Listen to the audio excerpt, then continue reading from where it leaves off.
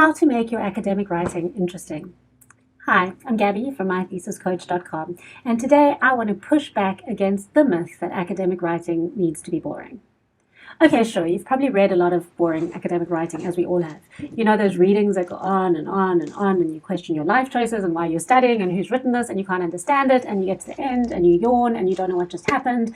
We've all read readings like that. But that's not what your academic writing needs to be like. Whether you're writing an assignment, whether you're writing a dissertation, whether you're writing a journal article, there are ways to make sure that your academic writing is still engaging, still pulls the reader in, is still an enjoyable read, even though it is a piece of academic writing. And in this video, I want to share with you 6 strategies that you can use in your academic writing to make sure that your writing isn't boring at all, that it is interesting, and that it's engaging. So let's go. Number 1, grab the reader's attention at the start.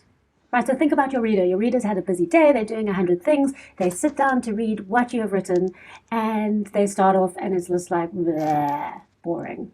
You don't want to do that. You want to grab your reader right at the beginning. You want to compel them. You want them to start reading and think, oh, this looks like it's going to be interesting, and pull them in right there.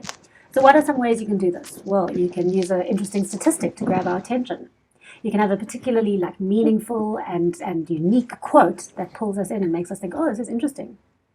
You may want to have a really strong statement. You may want to ask a question, a really interesting, thought-provoking question.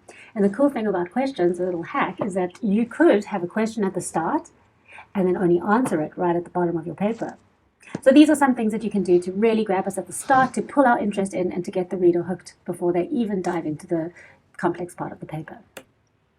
Another thing that I love to do in my writing is to integrate examples to support your claims. Some stuff is very theoretical, right, or very conceptual or very abstract. So, for example, you could say that while COVID-19 had a negative impact overall, it did have a positive impact on the book industry, for example. That could be your claim, and that's fine.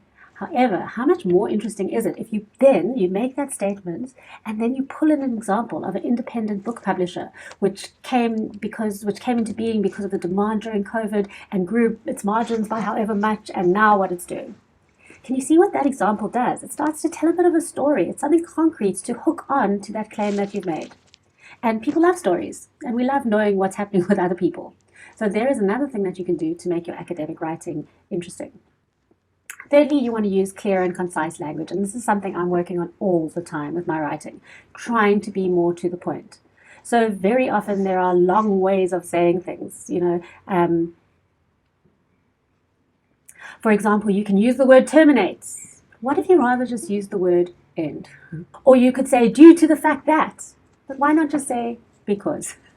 There are so many simpler ways to say things that often take a lot of words. And the simpler and more concise your writing is, the more likely your reader is to stay interested and stay engaged. So where you can, try and opt for that clearer, simpler, and more concise language. Another nice thing to do is to vary your sentence length, because reading either very long sentences one after another, or very short, choppy sentences one after another, can become really monotonous for the reader. So a nice thing that you can do to keep them interested is just vary that sentence length. Some longer sentences, some shorter sentences, all coming together to give your writing flow and keep them interested throughout. A lovely thing to do, which I always really appreciate when I'm reading texts, is to use visuals. So, maybe rather than having a full, dense paragraph regarding how many students did X or Y in the engineering classroom, what about rather creating a lovely bar graph? Right? It's easy to look at, it pulls our attention, it gives us those visuals quickly, and it breaks the dense text. So there's one more thing to do. And finally, a really important thing is to stay on point. Right? Whether you are writing an essay, whether you are writing a chapter or a journal article, if you go off in tangents, you'll lose your reader. They will get bored because they won't know how what they read in relates to that main point. So be very clear in the introduction what this particular piece of writing is about. Deliver that in that content throughout the piece, and in the conclusion, wind it up, and your reader will really appreciate knowing that they are on a solid path with a solid argument with a golden thread running through from beginning, middle, and end. So there we have it. Does your academic writing need to be boring? Absolutely not. Here are 6 ways that you can ensure you keep your reader interested throughout the whole paper. Go ahead, integrate them into your writing, and do let me know how it goes. Don't forget, please subscribe to this channel, and I am really excited to see you next time. Cheers.